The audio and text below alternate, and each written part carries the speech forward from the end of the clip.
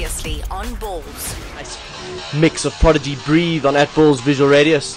Kind of gets you psyched up, Johnny, doesn't it? Oh, it does, yeah. It gets you going. It's a fire starter. It's a real fire starter. Yeah. Yeah, and I don't know if the man on the line ever puts that into his iPad or on his iPod and puts it in his ears before a game. Brian, good afternoon. Do you listen to a bit of fire starter before you run out? Hi, not a bit of fire starter. I think the longer I've gone on in my career, the more relaxed and calming I've become before a game. So, maybe when I was 21 or 22, might have been playing a bit of heat seeker, but after that I've become a lot more relaxed.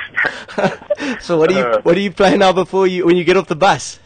No, very relaxed. A couple of Hillsong tunes, nothing too hectic. Very calming, relaxing music. Just getting me into focus and everything again. So, not a rather hip hop or big rock fan for the game. It's about just getting into the zone, eh? Yeah, because rumor has it you love a bit of George Benson.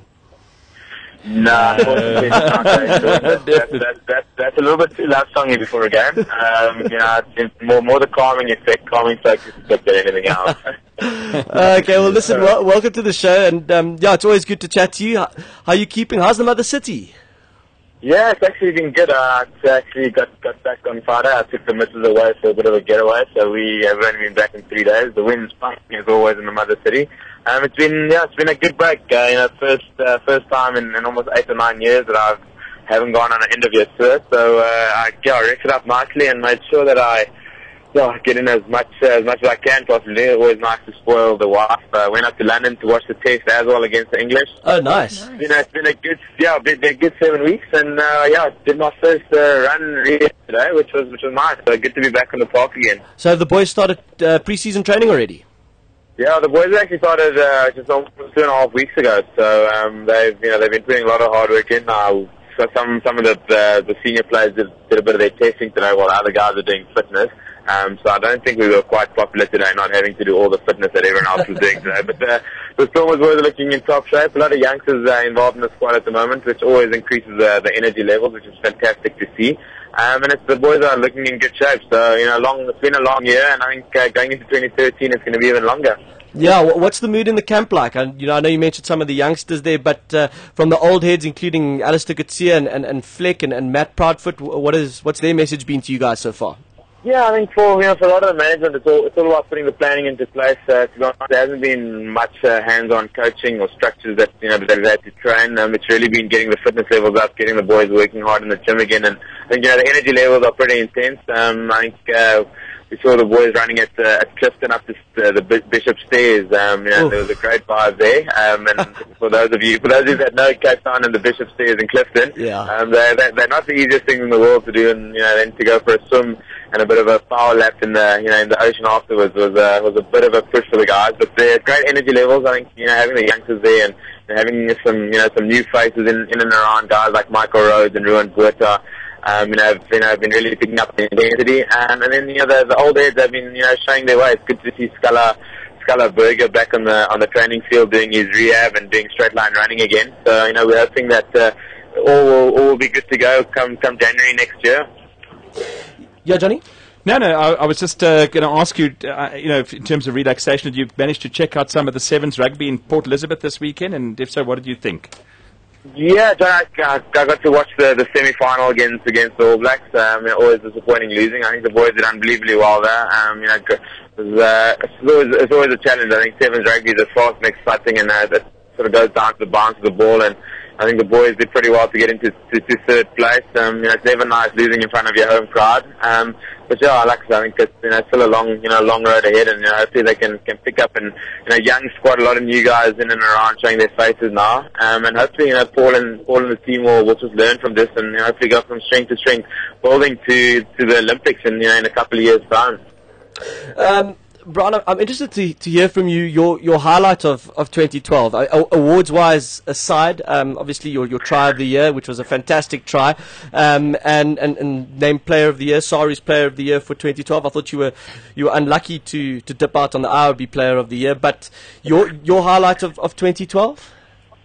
Yeah, I think there were quite a few. I think firstly ending number one on the Super Rugby log with the Stormers. The first time they ever achieved that, and to be able to contribute in that was pretty special. And then again scoring a hat trick against the Wallabies is always nice. But I think that went down in Durban with a very young, Western Province side to bring back silverware that we last saw 11 years ago, 12 years ago almost, was pretty special. A young side that were fairly written off against a fairly good Sharks team who I really believe have world-class players in, and we're looking pretty good throughout the season, and sort of showed us their strength by beating us in that semi-final in the Super Rugby. So I think there were a lot of highlights. A new box team, I think you sort of didn't know where the year was going, so to be included in a new box team and to see the likes of a Evan Etzebeth, Marcel Couture, Johan Gerson, Elton Yankees coming through the ranks was special.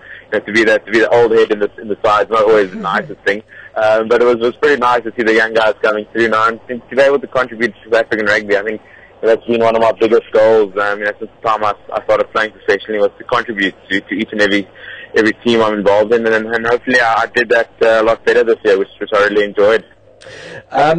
We've spoken to quite a few people about the Springboks. I don't think we've spoken to you about Heineke and his approach to the game and the box setup. Are you confident in what he's looking and seeking to achieve? Do you think that from internally what's going on inside the camp? Of course, you're part of the team.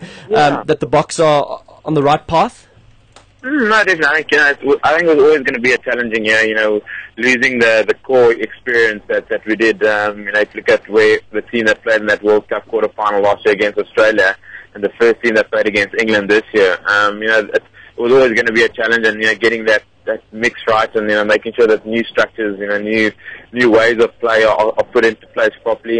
With a lot of youngsters that haven't been there before on the international circuit, it was always going to be a challenge. And I know Heineke really well, and his motivation is to become the best team in the world, and he wants to make sure that every game we carry on improving. We're probably not as happy with where we were in terms of our displays on the field, but with a young team, I think first of all going overseas now on the end of the year after a very long year, and winning all 3 games.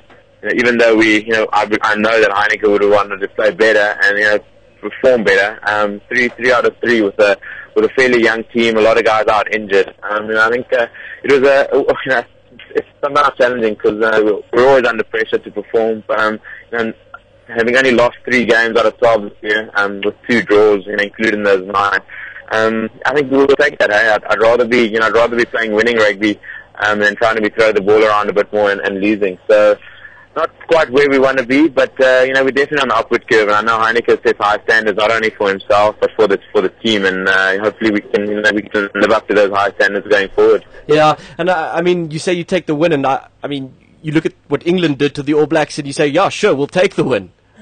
No, definitely. England played unbelievably well. I think we had opportunities this year. Look how we played against in that first 60 minutes against the All Blacks in Dunedin when everyone had written us off. And a couple of kicks going over, a couple of tries, finishing opportunities, perform better. We'd have seen us actually do a lot better than we did. So I think we were disappointed that when we had opportunities to win against the All Blacks, against the Australians in Perth, we couldn't do that. And I think that's hopefully the side will learn, that the young players that were involved. A lot of them for the first time that ever played against New Zealand in New Zealand, against Australia in Australia. So I think there was a lot to be learned, a lot of lessons that happened throughout the year, and hopefully we can build on strength on strength. You see a guy like Evan Etzebeth, only 21 years old. I think there's a lot of rugby in the guy. So I think it was great having that experience after losing a mammoth amount of experience. But like I think out of the 12 games, only losing 3 this year. I think we would be happy with that, but we'll always be looking to improve. Speaking of England, they've been drawn with Australia and Wales at the Rugby World Cup, obviously in England, and you in South Africa, Samoa and Scotland being the biggest challenge. What are your thoughts on the draw?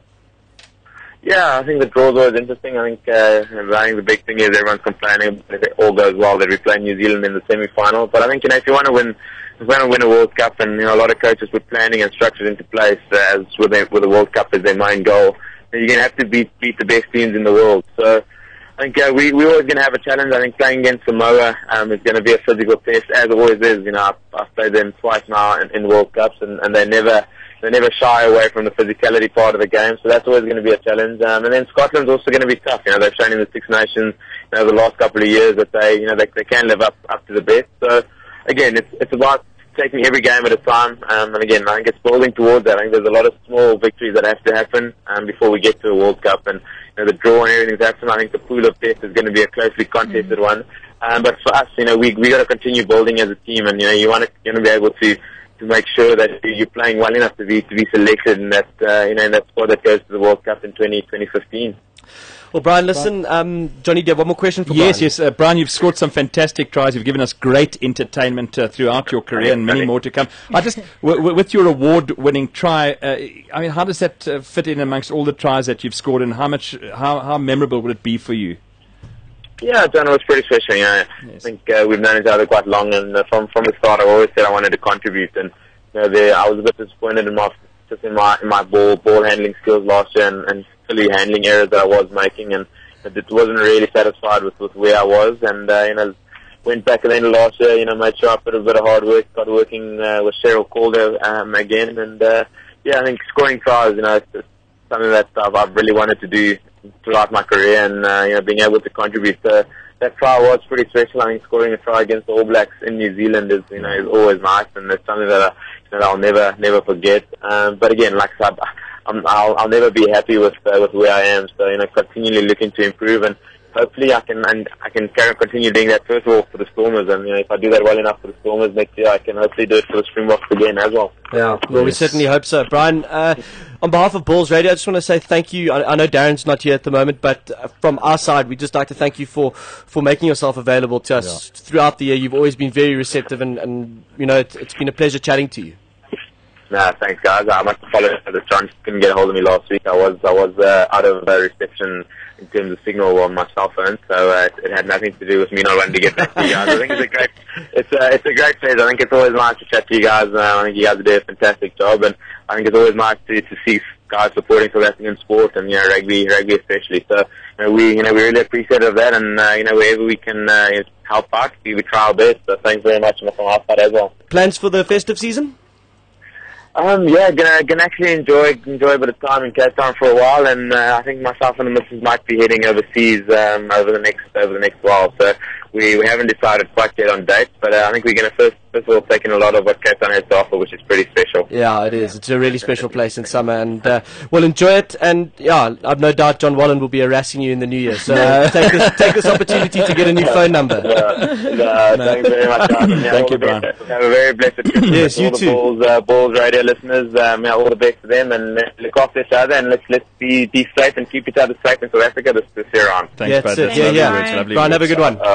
Cheers, mate. Guys, go well. Bye. Cheers. Bye. There you go, Bryan Habana. The last time we'll chat to him in 2012, Johnny? Yes, that's for sure. Yeah, we're winding down now. Yeah, we are. There we go. Nice to hear from him, and what a lekker oak. This is Bulls Visual Radio. Darren, Simon, Kate and John. Weekdays from 3 p.m. to 6 p.m. Central African Time. Bulls.co.za